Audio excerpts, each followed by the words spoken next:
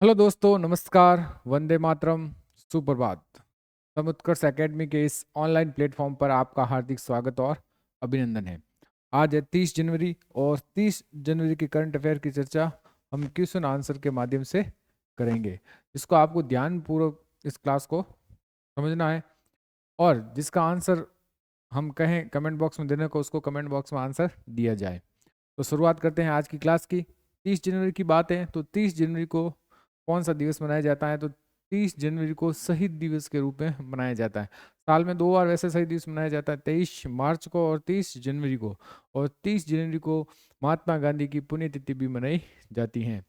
30 जनवरी 1948 को महात्मा गांधी गोली मारकर हत्या कर दी गई थी। शुरुआत करते हैं आज की क्लास की। तो आज की क्लास का पहला क्वेश्चन क्या है? आज की क्लास का पहला क्वेश्चन है, सर गारफील्ड सोबर्स ट्रॉफी 2024 किसे प्रदान की गई है? रितिका हुड्डा, मिताली राज, जसमीत बुमराह और मैग्नस कार्लसन। तो किसे प्रदान की गई है भाई? जसमीत बुमराह को प्रदान की गई है। ये ट्रॉफी आईसीसी के द्वारा प्रदान की जाती है। ये पूरे साल में जो सर्वश्रेष्ठ प्रदर्शन करता है उसे दी जाती है पुरुष क्रिकेटर में। तो इसका आंसर क्या है भाई? सर गॉरफील्ड सोबर्स ट्रॉफी 2024 किसे प्रदान गई है? जसमीत बुमराह। भारत के तेज गेंदबाज है कौन? Jasmeet Bumrah. Sir Garfield Sobers trophy ICC के द्वारा वर्ष में सर्वश्रेष्ठ प्रदर्शन करने वाले पुरुष क्रिकेटर को प्रदान की जाती है और इसकी शुरुआत 2004 में हुई थी। और सबसे पहले ये पुरस्कार किसे दिया गया था? राहुल द्रविड़ को दिया गया था। पहली बार 2004 में राहुल द्रविड़ को प्रदान किया गया था ये पुरस्कार। 2024 में जसमीत बुमराह को ये ट्रॉफी प्रदान की गई है। और महिला क्रिकेट में वर्ष में सर्वश्रेष्ठ प्रदर्शन करने वाली खिलाड़ियों को क्या? राचेल एहो फील्ड ट्रॉफी प्रदान की जाती है। तो 2024 में न्यूजीलैंड की अमेलिया केयर को राचेल हेहो फील्ड ट्रॉफी प्रदान की गई है। और 2024 में वर्ष का सर्वश्रेष्ठ महिला वनडे क्रिकेट भारत की किसे? स्मृति मंदाना को चुना गया है। नेक्स्ट सवाल है, अभी देख लेते हैं आईसीसी की बात है तो अंतर्राष्ट्रीय क्रिकेट परिषद आईसीसी के बारे में देख लेते हैं। क्रिकेट की विश्व नियामक संस्था है। इसके सदस्य कितने हैं? 108 सदस्य हैं। लेकिन पूर्ण सदस्य कौन है भाई? 12 देश ही हैं। मुख्यालय कहाँ है? दुबई में, संयुक्त राज्य अमेरिका में, अमीरात में। और अध्यक्ष कौन है भाई? जय शाह। भारत। कौन है भाई? जय शाह। नेक्स्ट सवाल है, खेलो इंडिया विंटर गेम्स 2025 में पहले भाग में किसने प्रथम स्थान हासिल किया है? लद्दाख ने, तमिलनाडु ने, महाराष्ट्र ने और जम्मू कश्मीर ने। तो किसने हासिल किया भाई? लद्दाख ने हासिल किया है पहला स्थान। और ये विंटर गेम्स अभी आयोजित कहाँ हो रहे हैं? ये भी विंटर गेम लद्दाख में ही आयोजित हो रहे हैं। तो पहले स्थान पर कौन है? लद्दाख है। दूसरे स्थान पर कौन है? तमिलनाडु है। ये पहले स्थान पर है, ये दूसरे स्थान पर है और ये तीसरे स्थान पर है।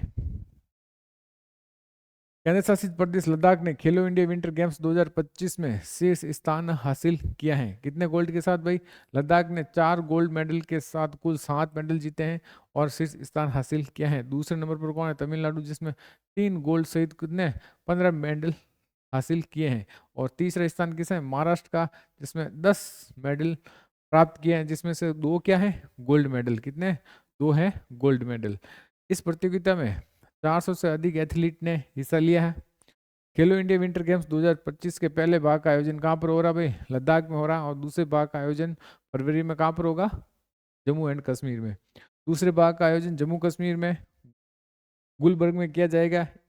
स्नो इवेंट जम्मू कश्मीर में 22 से 25 फरवरी के बीच खेले जाएंगे। खेलो इंडिया विंटर गेम्स की शुरुआत कब हुई थी भाई? 2020 में इसकी क्या हुई थी? शुरुआत हुई थी। कुछ महत्वपूर्ण करंट अफेयर देख लेते हैं। पेरिस ओलंपिक 2024 में भारत ने 6 मेडल जीते थे, जिसमें से 1 सिल्वर और 5 क्या थे? ब्रांज थे। पेरिस ओलंपिक में मनु भाकर ब्रॉन्ज मेडल जीते थे। इस प्रकार से वह एक ओलंपिक में 2 मेडल जीतने वाली पहली भारतीय बनी। कौन थी? Manu Bhaker. Paris para Olympic 2024 में भारत ने कितने मेडल जीते थे भाई? 29 मेडल जीते थे, जिसमें से 7 गोल्ड, 9 सिल्वर और 13 ब्रांज मेडल शामिल थे। भारत राष्ट्रीय खेल दिवस हर साल कब मनाया जाता है भाई? 29 अगस्त को राष्ट्रीय खेल दिवस के रूप में मनाया जाता है। नेक्स्ट सवाल है, हाल ही में भारत और इंडोनेशिया के बीच कितने समझौतों पर हस्ताक्षर किए गए हैं? 10 समझौते पर, 5 समझौते पर, 15 समझौते पर या 12 समझौते पर? तो कितने समझौते पर हस्ताक्षर किए हैं भाई? 5 समझौतों पर हस्ताक्षर किए भारत और इंडोनेशिया। हाल ही में इंडोनेशिया के राष्ट्रपति भारत 76वें गणतंत्र दिवस पर क्या थे? मुख्य अतिथि के रूप में आए थे। और कितने हस्ताक्षर किए थे भाई? 5 हस्ताक्षर किए थे। इंडोनेशिया के राष्ट्रपति प्रोबो सुबियांतो भारत की यात्रा के दौरान भारत और इंडोनेशिया के बीच 5 समझौते पर हस्ताक्षर किए हैं। प्रोबो सुबियांतो भारत के गणतंत्र दिवस समारोह में 2025 के क्या थे? मुख्य अतिथि थे। भारत और इंडोनेशिया के बीच हुए समझौते में स्वास्थ्य के क्षेत्र में सहयोग, भारत तटरक्षक बल और इंडोनेशिया तटरक्षक बल के बीच समुद्री सुरक्षा पर समझौते पर नवीनीकरण हुआ है। भारतीय चिकित्सा और होम्योपैथी के लिए फार्माकोफी आयोग की स्थापना होगी और इंडोनेशिया खाद्य एवं औषधि प्राधिकरण के बीच पारंपरिक चिकित्सा प्राधिकरण की गुणवत्ता का आश्वासन में क्या करेगा? सहयोग करेगा। डिजिटल विकास के क्षेत्र में भी क्या करेगा? सहयोग करेगा। 2025-28 की अवधि के लिए दोनों देशों के बीच सांस्कृतिक आदान प्रदान किया जाएगा 2025 से 28 के मध्य। इंडोनेशिया के बारे में जान लेते हैं। भारत, चीन और संयुक्त राज्य अमेरिका के बाद दुनिया का चौथा सबसे बड़ा जनसंख्या वाला देश कौन सा है भाई? इंडोनेशिया है। और दुनिया की सबसे ज्यादा मुस्लिम आबादी वाले देश कौन है? इंडोनेशिया। इंडोनेशिया को पहले डच ईस्ट इंडीज के नाम से जाना जाता था। 1949 में अपनी आज़ादी के बाद इसका नाम बदलकर क्या रख दिया भाई? इंडोनेशिया रख दिया गया। राजधानी क्या भाई? जकार्ता। और मुद्रा क्या? इंडोनेशिया रुपया। और राष्ट्रपति कौन है? प्रोबो सुबियांतो यहाँ के 9वें राष्ट्रपति बने हैं। आईडीबीआई बैंक के एमडी और सीईओ कौन बने? रजत वर्मा, राकेश शर्मा, अमिताभ चटर्जी, शक्तिकांत दास। तो कौन बने भाई? राकेश शर्मा बने हैं। इससे आईडीबीआई बैंक के एमडी और सीईओ कौन बने भाई? राकेश शर्मा। राकेश शर्मा को आरबीआई की मंजूरी के बाद 19 मार्च 2025 से शुरू होने वाले 3 वर्ष के कार्यकाल के लिए आईडीबीआई बैंक के एमडी और सीईओ के रूप में नियुक्त किया गया है। शर्मा पहले कैनरा बैंक के एमडी और सीईओ के रूप में नेतृत्व किया था और आईडीबीआई बैंक के बारे में industrial development bank of India, इसकी स्थापना कभी 1 जुलाई 1964। और हाल ही वर्तमान अध्यक्ष कौन है? M R Kumar. कौन है भाई? M R Kumar. हाल ही में किस किस की नियुक्तियां हुई है उस पर थोड़ा नजर डाल लेते हैं। जितेंद्र पाल सिंह को इजराइल में भारत का नया राजदूत नियुक्त किया गया है। आयुष्मान खुरा को फिकी फ्रेम के ब्रांड एम्बेसडर चुना है। और अखिल गुप्ता भारती को एक्स लाइफ इंश्योरेंस के अध्यक्ष नियुक्त किए गए हैं। और न्यायमूर्ति देवेंद्र कुमार उपाध्याय को दिल्ली उच्च न्यायालय के मुख्य न्यायाधीश चुने गए हैं। और सरकार ने के संजय मूर्ति को अगला सीएजी नियुक्त किया है। नेक्स्ट सवाल है, किन व्यक्तियों को पद्म विभूषण 2025 से सम्मानित किया गया है? 10 व्यक्तियों को, 5 व्यक्तियों को, 4 व्यक्तियों को या 7 व्यक्तियों को? तो कितने व्यक्तियों को भाई? 7 व्यक्तियों को सम्मानित किया गया है। किसे? पद्म विभूषण से। भारत में 4 सबसे बड़ा जो पुरस्कार है वो भारत रत्न है, उसके बाद पद्म विभूषण है, पद्म भूषण है और पद्म श्री है। ये इन सब पुरस्कार की घोषणा कब हुई थी? 1954 में हुई है। तो हाल ही में पद्म विभूषण 2025 से सम्मानित होने वाले व्यक्तियों की संख्या कितनी है? 7 है। हाल ही में कुल कितने पद्म पुरस्कारों की घोषणा हुई है? तो 139 पुरस्कार की क्या हुई है? घोषणा हुई है। केंद्रीय गृह मंत्री ने 2025 के पद्म पुरस्कार विजेताओं के नाम की घोषणा कर दी है। और 2025 में 139 पद्म पुरस्कार प्रदान किए जाएंगे, जिसमें 7 कौन से हैं? पद्म विभूषण के, 19 के पद्म भूषण के और 113 है पद्म श्री पुरस्कार। इस वर्ष पुरस्कार पाने में 10 व्यक्ति विदेशी और 13 मरणोपरांत पुरस्कार विजेता हैं। भारत रत्न पद्म पुरस्कारों की स्थापना भारत सरकार ने कब की थी भाई? 1954 में की थी। भारत रत्न भारत का सर्वोच्च नागरिक पुरस्कार है। इसके बाद पद्म विभूषण, फिर पद्म भूषण, फिर पद्म श्री का स्थान आता है। पद्म विभूषण पुरस्कार किस किस को दिया है? दिवरू नागेश्वर रेड्डी, चिकित्सा के क्षेत्र में तेलंगाना, ठीक है। न्यायमूर्ति श्री जगदीश सिंह खेर को दिया है सार्वजनिक मामलों में, कहाँ पर है? चंडीगढ़ के। श्रीमती कुमुदिनी रजनीकांत लाखिया को दिया है कला के क्षेत्र में, कहाँ की है भाई? गुजरात की। और लक्ष्मी नारायण सुब्रमण्यम को दिया है कला, ये भी कहाँ है? कर्नाटक की। और एमटी वासुदेवन नायर मरणोपरांत दिया है साहित्य और शिक्षा के क्षेत्र में, कहाँ किससे बिलोंग करते? केरल से। और ओसामू सुजुकी मरणोपरांत व्यापार उद्योग के क्षेत्र में, जापान। और शारदा सिन्हा मरणोपरांत कला के क्षेत्र में, कहाँ की है? बिहार की। अब है पद्म भूषण विजेताओं की सूची, जिसमें श्री ए सूर्य प्रकाश साहित्य और शिक्षा पत्रकारिता के क्षेत्र में कहाँ से है भाई, कर्नाटक से। और श्री अनंत नाग कला के क्षेत्र में, ये भी कहाँ से, कर्नाटक से। और श्री विवेक देबराय मरणोपरांत साहित्य और शिक्षा एनसीटी दिल्ली। और श्री जतिन गोस्वामी कला क्षेत्र है कहाँ, असम से। और श्री जोश चाको पेरियापुरम, ये कहाँ है, चिकित्सा केरल से। और श्री कैलाश नाथ दीक्षित, ये कहाँ है, अन्य पुरातत्व एनजीटी दिल्ली से। और श्री मनोहर जोशी मरणोपरांत सार्वजनिक मामले महाराष्ट्र से। और श्री नल्ली कपूर स्वामी चट्टी क्षेत्र, ये व्यापार और उद्योग के क्षेत्र में, और कहाँ से बिलोंग करते हैं, तमिलनाडु से। और फिर पद्म भूषण विजेताओं की सूची में श्री नंदमरी बालकृष्ण, ये कहाँ, कला आंध्र प्रदेश से। और श्री पी आर श्रीजेश, ये कहाँ, खेल केरल से। श्री पंकज पटेल व्यापार उद्योग गुजरात से। और श्री पंकज उदास मरणोपरांत कला से महाराष्ट्र। और श्री राम बहादुर राय साहित्य शिक्षा पत्रिका, ये कहाँ, उत्तर प्रदेश से। साध्वी रितभर सामाजिक कार्यकर्ता उत्तर प्रदेश से। श्री एस अजीत कुमार कला तमिलनाडु से। और श्री शेखर कपूर कला महाराष्ट्र से। और सुश्री शोभना चंद्र कुमार कला तमिलनाडु से। और श्री सुशील कुमार मोदी मरणोपरांत सार्वजनिक मामले बिहार से। और श्री विनोद धाम विज्ञान और इंजीनियरिंग कहाँ से है, अमेरिका से। और पद्मश्री किसे दिए गए हैं, अरिजीत सिंह कला हिंदी फिल्म गायक पश्चिम बंगाल से। और अरुंधति भट्टाचार्य व्यापार उद्योग महाराष्ट्र से। चंद्रकांत सोमपुरा वास्तुकला गुजरात से। हरविंदर सिंह खेल, ये पुरस्कार पाने वाले पैरा तीरंदाज और 2024 में पैरा ओलंपिक में स्वर्ण पदक विजेता है, कहाँ से, हरियाणा से हरविंदर सिंह। फिर आर अश्विन खेल क्रिकेट तमिलनाडु, हाल ही में इन्होंने संन्यास ले लिया क्रिकेट से। और रामदर्श मिश्र साहित्य और शिक्षा 2021 में सरस्वती सम्मान विजेता, ये कहाँ से है, दिल्ली से। नेक्स्ट सवाल है, हाल ही में किस देश ने 2025 में समुदाय वर्ष घोषित किया है, कुवैत, ब्राजील, यूएई और रूस। तो किसने किया भाई, संयुक्त अरब अमीरात ने किया, यूएई ने किया है। किसको, समुदाय वर्ष की घोषणा की 2025 की। यूएई ने राष्ट्रपति शेख मोहम्मद बिन जायद अल नाहयान 2025 को हाथ में हाथ के नारे के अंतर्गत समुदाय का वर्ष घोषित किया है, जिसका उद्देश्य समाज में एकता, समावेश, सामाजिक सामंजस्य को बढ़ावा देना है। यह पहल सामुदायिक सेवा, सांस्कृतिक विविधता को बढ़ावा देने वाले कार्यक्रम पर जोर देती है। संयुक्त राष्ट्र द्वारा घोषित किए गए वर्ष कौन से हैं, वो देख ले। 2022 में ये तीनों किए, अंतर्राष्ट्रीय कारीगर मत्स्य पालन और जलीय कृषि वर्ष, अंतर्राष्ट्रीय सतत विकास के लिए मौलिक विज्ञान वर्ष और अंतर्राष्ट्रीय सतत पर्वतीय विकास वर्ष हैं 2022 के। 23 में था अंतर्राष्ट्रीय मिलिटस वर्ष 2023 था। और 2024 अंतर्राष्ट्रीय ऊंट वर्ष। और 2025 है अंतर्राष्ट्रीय ग्लेशियर संरक्षण वर्ष। ध्यान रखना 2025 का अंतर्राष्ट्रीय ग्लेशियर संरक्षण वर्ष घोषित किया गया है।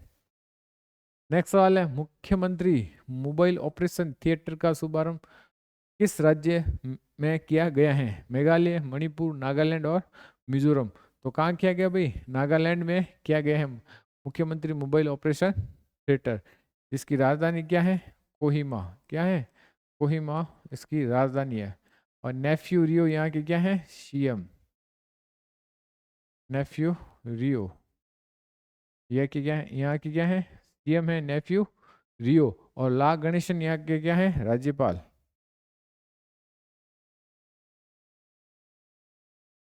ला गणेशन यहाँ के क्या है, राज्यपाल। हाल ही में नागालैंड में मोबाइल ऑपरेशन थिएटर की शुरू किया गया है। उद्देश्य राज्य में ग्रामीण और दूर दराज के क्षेत्रों में स्वास्थ्य सेवा को पहुंच को बढ़ाने के लिए इस मोबाइल यूनिट में उन्नत तकनीकी और हॉल सर्जरी करने की क्षमताएं हैं। नागालैंड के बारे में भारत का पूर्वोत्तर राज्य है। गठन कब हुआ था, 1 दिसंबर 1963 में। राजधानी क्या, कोहिमा। राज्यपाल ला गणेशन। मुख्यमंत्री नेफ्यू रियो। विधानसभा की सीटें कितनी है, 60। राज्यसभा की सीट भी एक है और लोकसभा की एक सीट है। राष्ट्रीय उद्यान कौन है, नतांगी राष्ट्रीय उद्यान है। महोत्सव कौन है, हॉर्नबिल फेस्टिवल और आओलंग महोत्सव और तोक एमोंग यहाँ के फेस्टिवल है, महोत्सव है। हाल ही में किसने अमेरिकी उपयोगकर्ताओं के लिए मैक्सिको की खाड़ी का नाम बदल दिया है, माइक्रोसॉफ्ट ने, मेटा ने, ट्विटर ने या गूगल मैप ने। तो गूगल मैप ने नाम बदल कर क्या रख दिया भाई, अमेरिका की खाड़ी रख दिया। क्या रख दिया है,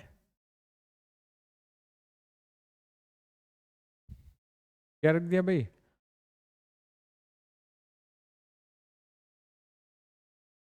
अमेरिका की खाड़ी। मैक्सिको की खाड़ी का नाम क्या रख दिया है?